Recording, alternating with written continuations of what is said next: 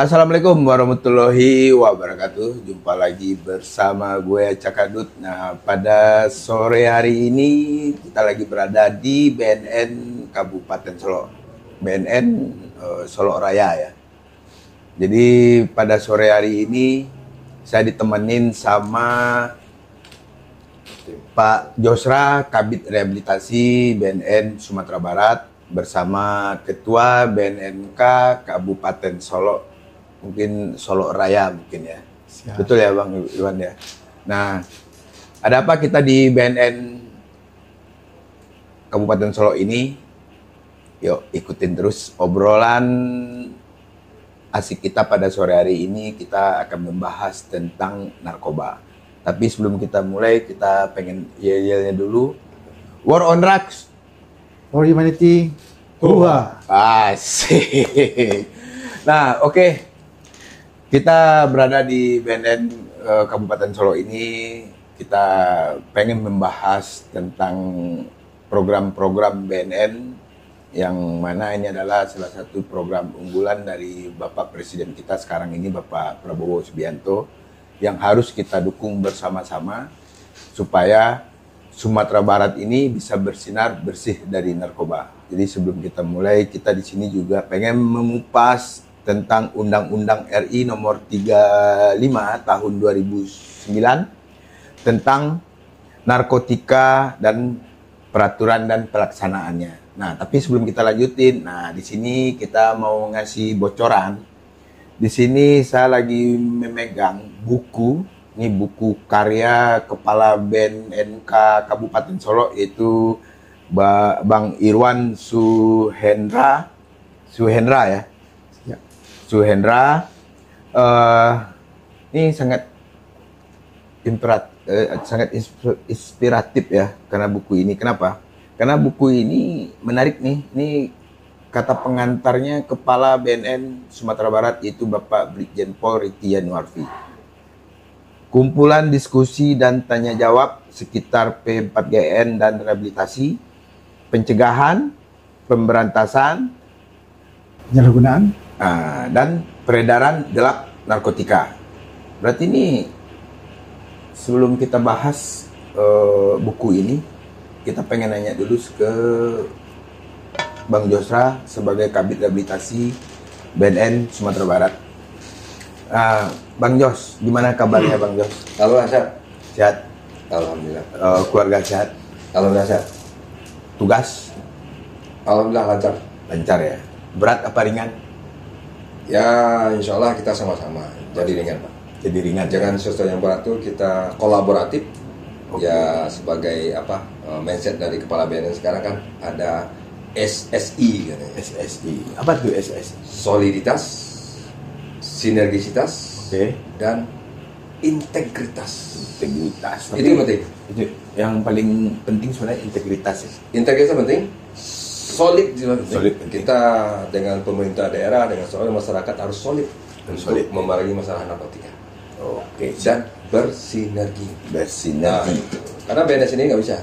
Kalau harus bergotong royong ya? Iya, Bang Ante sendiri nggak bisa. Nggak bisa. Saya juga sendiri nggak bisa. Harus sama-sama. Ya. Biar dan kita bisa sama-sama. Buku tadi dimunculkan sekedar dibaca, kalau tanpa diaplikasikan nggak bisa. Nah, itu yang sangat menariknya. Tapi sebelum kita kupas nanti bukunya, kita tanya dulu ke Kepala BNNK Kabupaten Solok. Bang Irwan, gimana Bang Irwan keadaannya? Terima kasih, Oka. Alhamdulillah, semuanya sehat. Semua sehat ya, lancar ya? Lancar. Nih kalau boleh tahu kita ini buku ya, kumpulan diskusi dan tanya jawab sekitar P4GN dan rehabilitasi. Berarti buku ini sebenarnya nih teman-teman bisa lihat nih buku ini sangat menarik, sangat inspiratif, dan ini sebenarnya karena gini Bang Irwan, sekarang ini kan masyarakat daya minat baca bukunya menurut pandangan Bang Irwan kalau kita bicara Sumatera Barat ini gimana? Oke, terima kasih Bang. Jadi kalau kita lihat ya pemahaman orang tentang penyalahgunaan narkotika, itu narkotika secara konteks bicaranya itu butuh dikemas dalam bentuk yang praktis Karena katakan tadi, terkadang untuk membaca tersebut banyak halangannya. Kesibukan lah, kemudian mengenal istilah-istilah yang susah itu kan. Kemudian stigma yang terjadi, narkotika itu kan belum menimpa kita. Nah, jadi kalau saya kemas dalam bentuk pertanyaan ini adalah semua pertanyaan-pertanyaan yang saya kumpulir dari semua kegiatan-kegiatan yang pernah kita lakukan, apakah itu sosialisasi, seminar, diskusi sebagai, atau yang datang ke klinik BNR yang bertanya, dan kita jadikan sebuah buku. Sebenarnya ini akan menjawab pertanyaan yang mendasar dari masyarakat. Itu aja sebenarnya untuk mempermudah saja, Pak. Mempermudah ya, iya. Wawasan ya. Iya. Nah, jadi buat masyarakat penting juga nih kalian memiliki buku ini. Ini kalau boleh tahu masyarakat kalau pengen dapatnya gimana caranya? Bisa ke BNK Solo. Coba satu lagi Bang Ante. Oke. Masyarakat kalau ada pertanyaan takutnya bertanya ke orang yang salah. Bertanya ke orang yang Informasi salah. Informasi yang salah. Itu penting. Itu penting. Karena bukan pada porsinya. Ya, tadi Ya kan? penyampaian salah. Rehabilitasi bayar katanya. Ya. Atau lapor ke BNK tangkap katanya. Tangkap. Nah, itu pemasaran. Maka di sini hadir di situ. Nah, Itu ada pertanyaan situ, Bang. ada pertanyaannya. Jadi tanya, bagaimana, apa yang harus kami lakukan bila anak kami dicurigai ada penyalahgunaan narkotika? Jawabannya A, B, C, D, H. Oke, nah itu buat masyarakat Sumatera Barat perlu juga kalian harus membaca buku ini, sangat penting. Berapa harganya nanti kita kasih tahu ya guys. Tapi sebelum kita lanjut ke Bang Irwan, saya pengen nanya ke Bang Josra, Kabin Rehabilitasi BNN Sumatera Barat nih. Kita tadi di awal saya sudah membacakan juga, kita bicara tentang Undang-Undang RI nomor 35 tahun 2009 tentang narkotika dan peraturan pelaksanaannya. Ini kan banyak juga masyarakat yang mereka tidak tahu undang-undang itu isinya tentang apa sih. Ya, karena undang-undang ini kan kompleks semua masalah pemberantasan, kan P4GN. Pencegahan ada di sini. Oke. Dicegah orang-orang yang jangan sampai terindikasi, dicegah supaya jangan terindikasi masalah penyalahgunaan narkotika. Dan masalah rehabilitasi ada di dalam ini. Ada di dalamnya. Masalah penindakan penangkapan terhadap peredaran ada di sini. Ada di sini. Dasarnya ada di sini. Ada di sini semua ya. Jadi ya kalau masyarakat pengen tahu ada di sini. Dan pemahamannya pun gampang. Kebetulan saya di bidang rehabilitasi ya ini jelas karena banyak masyarakat bertanya kalau kami penyalahguna lapor ke BNP atau BNK ditangkap diproses. Tidak, saya bilang. Tidak.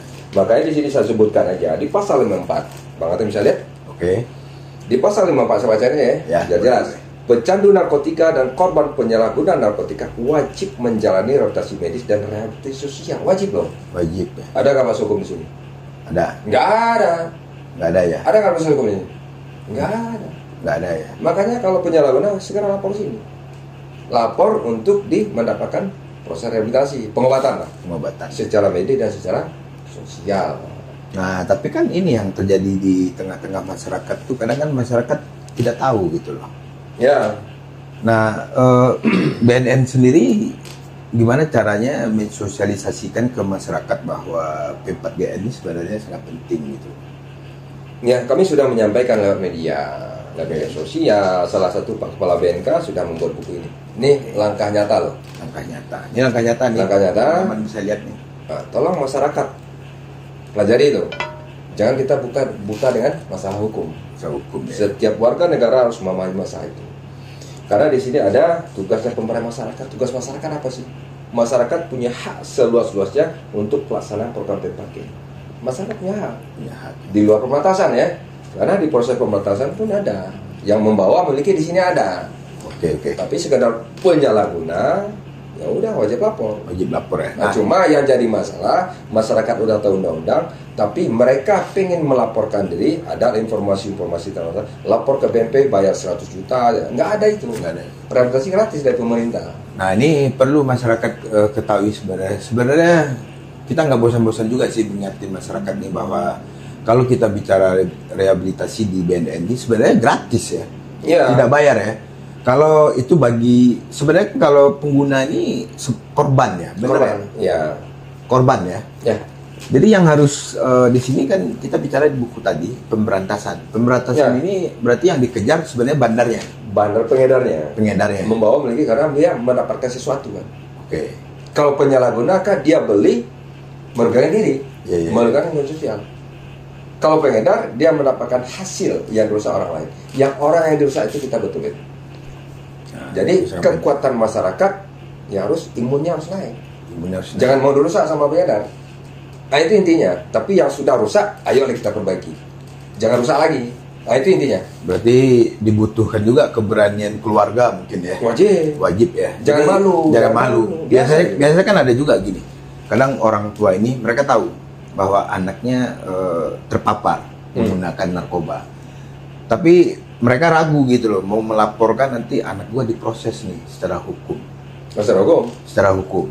Nah, karena kan itu yang terjadi di tengah masyarakat, makanya kenapa pengaduan masyarakat sekarang ini mereka kadang jarang berani gitu loh untuk menyampaikan. Padahal sebenarnya BNN sendiri kan udah menjembatani sebenarnya bagi keluarga yang terpapar pengguna narkoba, silahkan lapor ke BNN dan itu akan difasilitasi dan itu akan direhabilitasi secara gratis. Ya, benar ya? Betul. Nah, jadi ini penting juga buat masyarakat sebenarnya. Jangan takut, jangan khawatir bahwa kalau kalian melaporkan keluarga kalian ke BNN ini sebenarnya bahwa nanti kita dibayangin, wah harus bayar sekian. Sebenarnya tidak. Ini udah penegasan dari Kepala Bidang Rehabilitasi BNN Sumatera Barat. Berarti selama ini Bang Jos selaku sebagai Kepala Rehabilitasi berarti udah banyak juga dong istilahnya merehabilitasi masyarakat yang mereka melaporkan diri ke BNN. Oh banyak. Sesuai dengan data prevalensi ya. Prevalensi karena ada data jumlah orangnya. Prevalensi tahun 2009 kalau salah ya. Karena itu penelitian LIPI dan BNN waktu Pusidatin waktu itu. Karena itu yang ada datanya, data jumlahnya ya. Yang lain-lain kan presentasi karena penelitian sekali 3 tahun kalau nggak salah. Cuma data itu 63.903 penyalahguna Sumatera Barat. Plus minus ya. Sumatera Barat itu. Oh, cukup besar ya. Yang kami alami di jajaran BNK apa kabarnya? Jajaran BNK dan BNP rata-rata yang wajib lapor itu ya rata-rata yang terindikasi atau terkontaminasi dengan penyalahgunaan narkotika yang kami wajib laporkan ya. Yang teman-teman yang wajib lapor dari unsur masyarakat rata-rata kelas ekonomi menengah ke bawah. Rata-rata. Cuma bukan semua. Tapi kenapa itu terjadi? Karena para bandar, kepala BNN sudah bilang anggarannya para pengedar itu limited. Karena 1 kilo bisa menghasilkan 1,5 miliar. Kalau masyarakat menjadi penyalahguna narkotika yang notabene kelas ekonomi lemah ke bawah, disokokin untuk coba pakai, teratur pakai dan menjadi pecandu, ya udah bisa dimanfaatkan menjadi pengedar kan? Jadi motivasinya cukup bagus. Nah, makanya bandar punya strategi, kita harus punya strategi mempengaruhi teman-teman yang sudah menjadi penyalahguna supaya dia kembali ke dinas atau rumah sakit. Yang belum jangan sampai terkontaminasi. Itu tugas kita semua loh. Tugas kita semua saling bantu-membantu. Bukan tugas BNN. Bukan. Harus semua ya. Harus semua. Itulah tadi soliditas, integritas, dan sinergisitas. Bersama-sama loh untuk meyakinkan masyarakat jangan sampai menyalahgunakan. Kalau sudah terlanjur, ayolah kita luruskan dengan rehabilitasi. Nah, itu pentingnya rehabilitasi itu sebenarnya bagi para masyarakat yang terpapar pengguna narkoba sebenarnya. Karena rehabilitasi itu sebenarnya adalah langkah untuk bisa merubah ya sebenarnya. Supaya mereka tidak kecanduan lagi dan mereka tidak terjaring lagi sebenarnya. Betul. Dan ini poinnya sebenarnya gini juga. Berarti ini sebenarnya narkoba ini kan sekarang ini seperti yang presiden kita bilang, ini Indonesia ini udah rawan sebenarnya, udah sangat genting dan ini memang harus kita perangi gitu loh. Ya, itulah makanya perangnya kan bukan perang senjata lagi. Bagaimana melemahkan generasi muda.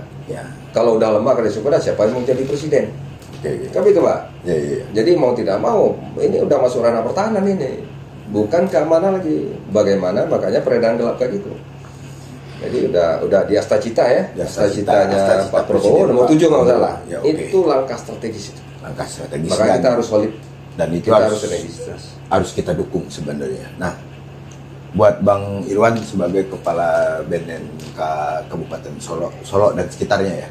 Mungkin kalau boleh tahu BNN Kabupaten Solo ini mencakupi areanya Solo mana aja sih? Oke, terima kasih Okan. Jadi keberadaan Badan Narkotika Nasional Kabupaten Solo, Solo ini kalau wilayah kerjanya serapannya ya 3 ya. 3. Ya tadi kan Kabupaten Solo ya di mana tempat adanya BNN, Kota Solo dan Solo Selatan. Solo Selatan berarti 3 ya. Ini perlu juga masyarakat Solo Raya ketahui bahwa letak dari BNN ke Solo Raya ini bertepat di Kabupaten Solo ya. Nah, Bang Irwan, kita melihat seperti Bang Josra sampaikan tadi 60 berapa? 903 903 2009 ya, 2019 ya. 2019 ya, masyarakat Sumatera Barat tuh terpapar, terindikasi narkoba ya. Nah, menurut pandangan Bang Irwan, berarti ini sebenarnya sangat penting, sebenarnya banyak gitu loh. Nah, untuk Solo Raya sendiri yang selama Bang Irwan dalami itu meningkatkah atau menurun? Oke, jadi kalau untuk kasus penyalahgunaan narkotika, maka betul katakan oleh Pak Jusra tadi, secara skala nasional kan Pak Presiden telah mengatakan Indonesia darurat narkoba. Ya. Berarti prevalensi angka kejadian cukup tinggi dong. Ya. Dan itu yang tercatat. Ini Pak Jusra. Tercatat. Ya, Tapi yang tidak tercatat bagaimana? Nah, karena kalau kita di Badan Narkotika Kabupaten Solo, ya, itu gampang saja melihat. Tapi kita tidak bisa paparkan tentang sangka karena itu betul kita lakukan lagi screening atau evaluasi data lagi. Tetapi kalau kita lihat meningkatnya kunjungan itu bisa salah satu indikator bahwa terjadinya peningkatan penyalahgunaan narkotika. Itu kita lihat di kunjungan. Di mana dua minggu terakhir ini BNK Solo ya itu dari kalangan anak sekolah itu sudah 20 orang. 20 itu orang. mereka penyalahgunaan narkotika itu di saat belajar dan ditemukan juga barang bukti. Ada itu Ganja. anak pelajar. Pelajar. Berarti ini cukup sangat kritis. Ya, alhamdulillahnya sekolah sekarang dengan gencarnya kita mengadakan sosialisasi, koordinasi dengan pihak sekolah kan, mereka sudah proaktif melaporkan, berkomunikasi dengan kami, melaporkan ini ya, kami bagaimana apa harus kami lakukan. Mereka datang sini membawa anaknya, kita lakukan screening, asesmen dan kita lanjutkan konseling. Jadi pencegahan dari dininya jalan ya. Jalan. Oke. Nah, seperti Bang Irwan sampaikan tadi, udah 20. Mereka ini pelajar semuanya. Pelajar semua. Kalau boleh tahu, pelajaran mereka tingkat Artinya kelas 1 ya, di kalau di Kelas SMA, SLTA kelas 10 ya. kelas 10 ya. Ya, kelas 10. Itu 11. apakah terciptanya mereka sampai menggunakan itu lingkungan sangat berpengaruh apa enggak sih sebenarnya? Kita bisa mendeteksi mereka apa alasan penggunaan mereka itu kan dari hasil screening dan asesmen, Ya. ya kan. Tapi rata-rata yang namanya anak sekolah, sifat anak remaja itu Pak Jasa, kita bilang lebih apa, mereka mencari jati diri. Mereka cari jati diri. Ada yang coba-coba, ada yang ditawari, ada yang dipaksa, ada dirayu, itu kan. Oke. Semuanya bervariasi. Yang jelas mereka adalah penyalahguna atau pemakai, bisa saja sudah masuk pecandu dan korban penyalahguna. Tetapi ini akan digiring nanti, ya, dengan, sekitar Pak Jasadi bisa bermasalah dengan hukum.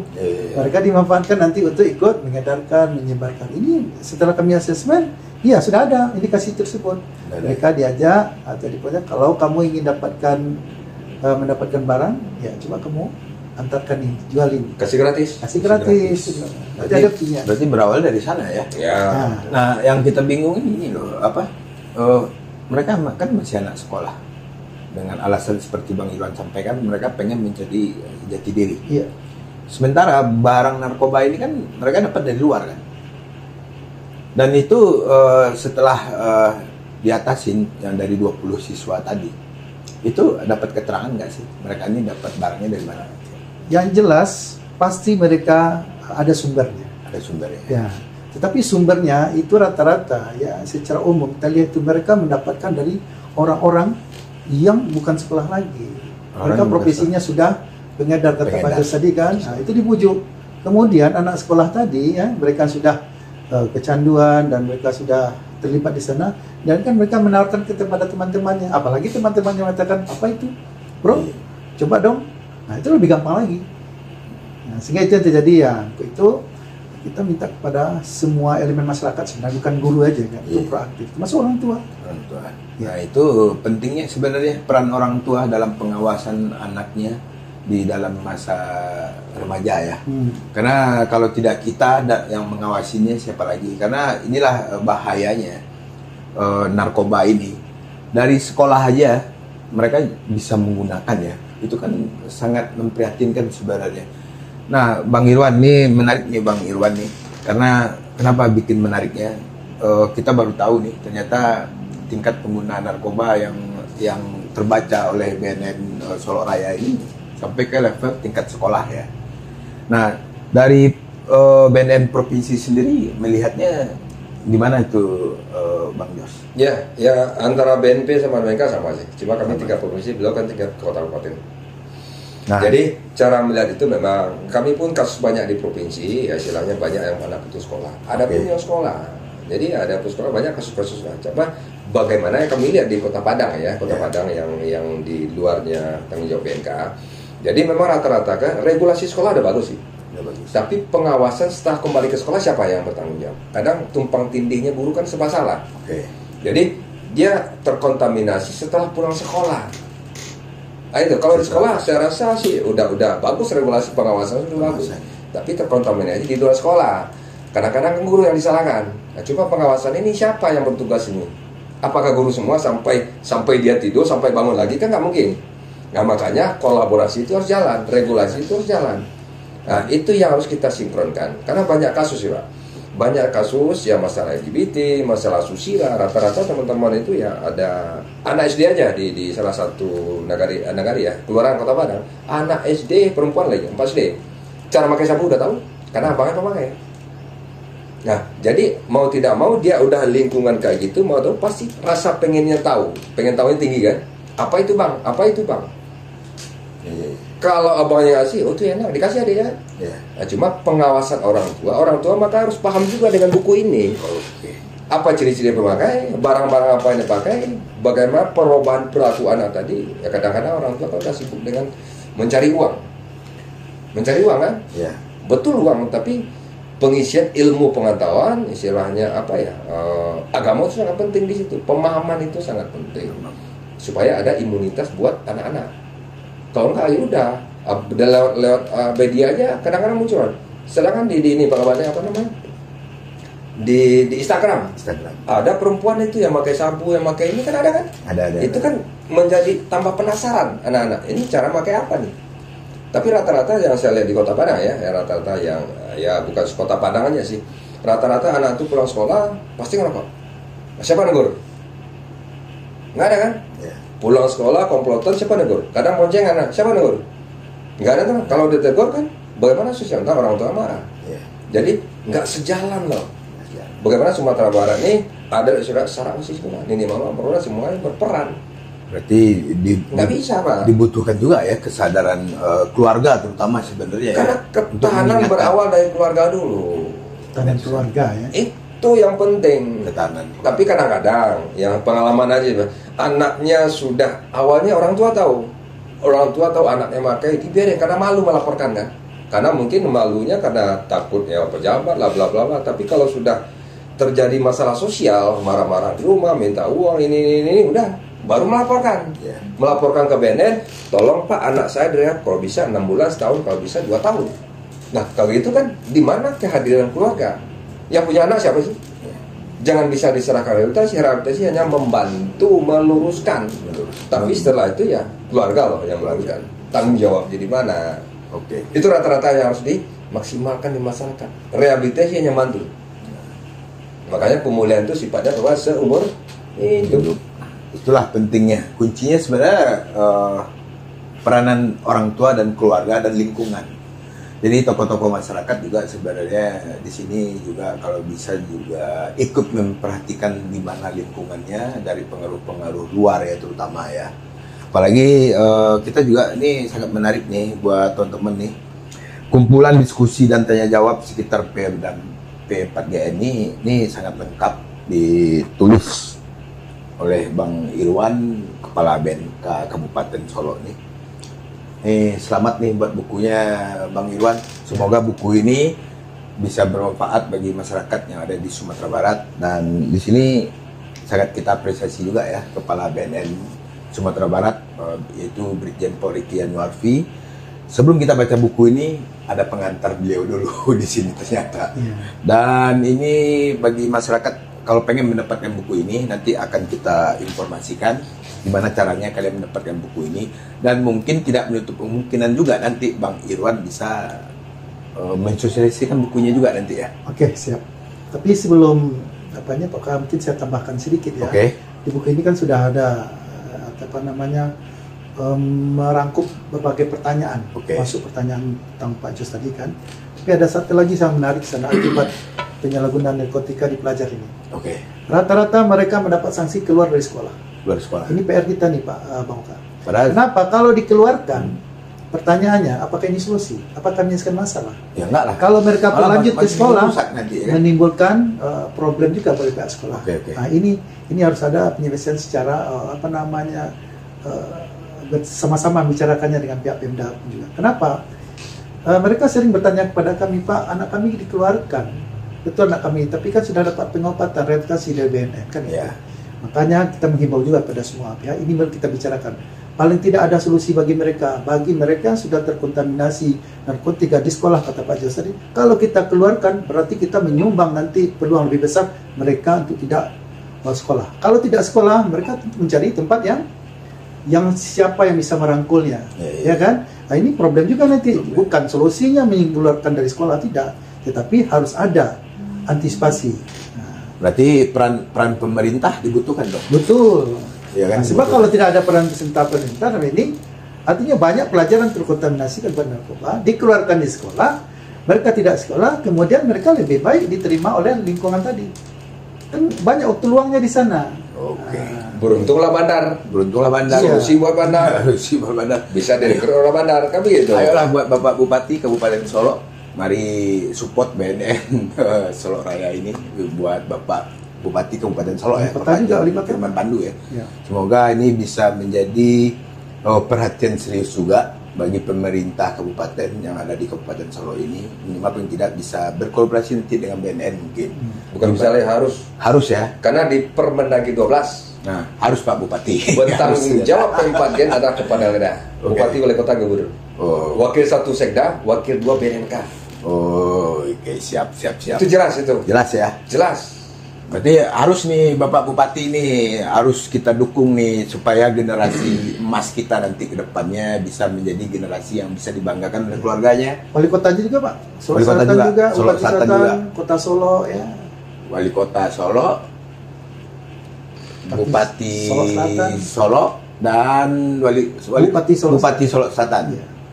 Ayo kita dukung Pak BNN Solo Raya ini supaya bisa mencegah dan tetap menjaga generasi emas kita menuju Indonesia emas yang 45 ya, 2045. Oke, Bang Jos, terima kasih atas waktunya. Kabid Rehabilitasi BNN Sumatera Barat dan Bapak Irwan, Kepala BNN Solo Raya. Sebelum kita tutup obrolan asik kita ini di BNN Kabupaten Solo ini, mungkin ada closing statement yang ingin Bapak Jos sampaikan, Pak Ya, Kabid. kebetulan Pak rekan-rekan semua mungkin ya masyarakat yang penting baca undang-undang. Baca undang-undang. Yang sudah terkontaminasi narkotika, apalagi sudah mencari, baca undang-undang di pasal 54 dan 55. Oke. Supaya tidak ada permasalahannya. Dan kalau bisa baca buku tadi kan, buku ya Pak Iwan tadi. Oke, siap. Yang jelas di undang-undang tidak ada proses hukum di sini. Penyalahgunaan korbannya dan pencari wajib melaporkan diri untuk apa? Untuk mendapatkan pengobatan. Nah, itu harus baca nanti. Gimana cara dapatkan bukunya? Nanti kita tulis di sini nomornya nanti. Nah, mungkin buat Bang Irwan ada ini yang Bang Irwan sampaikan buat pemirsa penonton kita nantinya. Baik, terima kasih Pak. Intinya gini, kalau untuk mencegah penyalahgunaan narkotika, ya, untuk menciptakan negara bersinar, daerah bersinar, Indonesia bersinar, proaktif semua leading sektor dan elemen masyarakat. Kenapa? Nasib bangsa dan negara tergantung dari apa yang kita kerjakan hari ini, kata Mahatma Gandhi. Itu aja. Oh, oke, tepuk tangan dulu dong. Wah. War on drug for humanity. for humanity. Wah. Oke, keren. Terima kasih buat Bang Jos, Kabid Rehabilitasi BNN Sumatera Barat, dan Bang Irwan, Ketua BNN Solo Raya, atas infonya. Jadi supaya obrolan kita ini bisa menjadi edukasi dan informasi bagi masyarakat yang ada di Sumatera Barat, bahwa kita harus dari sekarang kita memperhatikan keluarga kita dan lingkungan kita dari pengaruh narkoba ini. Oke, saya Cakadut dari TV ini ngucapin Assalamualaikum warahmatullahi wabarakatuh. Waalaikumsalam. Salam. Terima kasih Bang Jos, Bang Irwan, terima kasih.